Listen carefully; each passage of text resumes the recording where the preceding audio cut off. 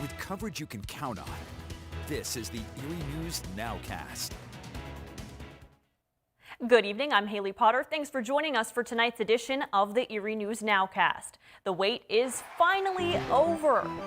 Hot dogs are grilling, bats are swinging, and fans are cheering. After more than 600 days of waiting in a minor league reshuffle, baseball is back in Erie, Pennsylvania. We've had team coverage of this event throughout the evening, from fan reaction, what to expect, and of course, clear down to the game itself. Fans were excited as they piled into UPMC Park for the first time in months for the home opener tonight. From the sights of fans checking out the new renovations and sitting in their seats to the smells of hot dogs being grilled. Fans were happy to be back in the park. For some, it was their first game, but for others, coming to Seawolves games is a tradition. And one of the best parts is seeing old friends again. This is like New Year's Eve, Christmas Eve, and Halloween all rolled into one. This is a long time coming. It's great to be back here. And I think the most important thing is like seeing your old baseball friends again. You can see how special it was for some of those fans here in Erie. It was also a special night for a frontline worker who threw the first pitch. Our Elspeth Meisner has her story coming up tonight on Erie News Now at 11. UPMC Park employees and the Seawolves assistant manager wanted to make sure they made this the best possible experience. 600 days is a long time to not have the Seawolves, and as our Brianna Andrews reported earlier from UPMC Park, it's only right that employees are doing what they can to give fans the ultimate experience. Having baseball back is one step closer to normalcy here in Erie. Earlier today, concession stand employees were setting up. There were lots of food options for fans and alcohol for those 21 and older. Even though there's still a global pandemic, the Seawolves did what they could to give their fans that baseball experience we all know and love. All of our concessions were also a part of the renovations. Those were gutted, redone. We've also built some new concession stands up in the party deck. It's the Bud Light party deck, but we also have beer, wine, and liquor in that space now, where before it was just beer. So now it's a full-service bar. Same with the Stadium Club full-service bar and a buffet up there. The Smith's Hot Dog Hut, which is over my left shoulder here, that's brand new as well, and that's where fans will get their grilled Smith's meats. New tonight, Pennsylvania is now just over 19 days away from all capacity restrictions being lifted in the state. Today, Pennsylvania Governor Tom Wolf announced that Pennsylvania will increase occupancy limits for indoor and outdoor events and gatherings starting on Monday, May 17th. Capacity will be increased to 50% for indoor events and 75% for outdoor events. Currently, maximum occupancy is 25% for indoor events and gatherings and 50% for outdoor events and gatherings. Pennsylvanians are still required to wear a mask indoors and outdoors until 70% of the state's adults have been fully vaccinated. And the rate of new full vaccinations across our region has slowed down, but people continue to get vaccinated. As of today, more than 131,000 people have been fully vaccinated against the coronavirus. That's roughly 42% of the region's adult population. Erie County continues to lead the way with vaccinating people, with about 45% of the population vaccinated. For the latest COVID-19 facts and figures, you can check out our website, erienewsnow.com. Mercyhurst University has named a new president after a months-long search. Dr. Kathleen Getz will become the university's 13th president, according to the school's board of trustees. Getz has a decade of experience at Catholic universities and has served for the last 6 years as a dean of the School of Business and Management at Loyola University in Maryland.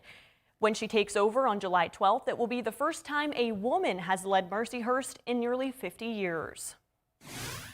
And today, State Representative Ryan Bizzarro toured 3 sites in Erie to see how they could benefit from Pennsylvania's rescue plan. $250 million will be spent here in Erie. Here in Pennsylvania, and today's State Representative Bizzarro toured 3 sites in Erie County, including the former Quinty Paper Company, the former Erie Malibu Iron Building, and the Colony Plaza. All of these places are in each of our representatives' districts. Bizzarro thinks these are a good place for an idea of where the money could be spent here in our area. Well, these are economic development dollars being spent right here in our community. It's quite frankly, our people deserve it, and we're ready to move forward on that investment. Bizarro tells us the money has to be spent within 3 years of the government allocating it. Jamestown police have a lead in the bold theft of a life-size statue from a city park. It's not a strong lead, but detectives hope it could help solve this really bizarre case. John Last has more on this special edition of The Last Word. Bold and brazen. That's how a Jamestown police captain described the criminals who stole a life-size statue from this city park. The statue was taken from this site at Dow Park. It weighs about 500 to 600 pounds and was one of 3 statues erected 15 years ago to honor Jamestown's contributions to the Underground Railroad. The statue was just re-erected Thursday after it was taken away for repairs last fall. The 2 other statues remained in place at the park and are still standing. It's extremely bold and extremely brazen, and based on the timeline that we believe, this likely occurred during daylight hours based on what we're hearing. So which makes this even more bold and more brazen in our opinion. Police believe they pinpointed the time of the theft due to a tip called in Monday afternoon. A caller said he saw the statue lying in the bed of a pickup truck traveling on Washington Street Saturday between noon and 3 p.m. The description of the pickup truck is vague, except that the truck has a wooden tailgate. Police are asking anyone who knows of such a truck to call their tip line. The statue is made of copper, valued at about $2,000. We have of course reached out to all the metal recycling distributors in this region as well. One theory is that this was taken for scrap, and that's probably most likely what did occur. Meanwhile, citizens of Jamestown are upset that anyone would steal a statue commemorating the city's role in the Underground Railroad. They are taking the theft personally.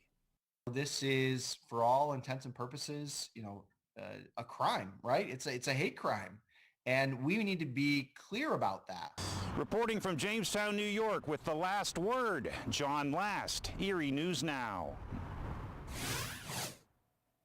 Thank you, John. A group of high school students are hoping to become future leaders. The Youth Leadership Institute of Erie launched a new 18-week training program this afternoon for 17 of its students. The program was made possible through a $187,000 grant. Each student will receive a new laptop, and over the course of 4 years, they will be trained in effective leadership. The goal of the program is to ensure students are ready for post-secondary education.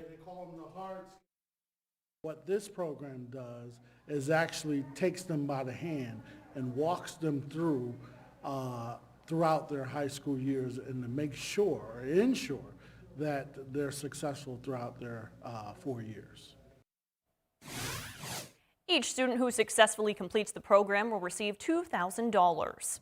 Thanks for joining us for the Erie News Nowcast. Join us for our next news at 10 p.m. on the CW and 11 p.m. on WICU and WSEE. Have a great night.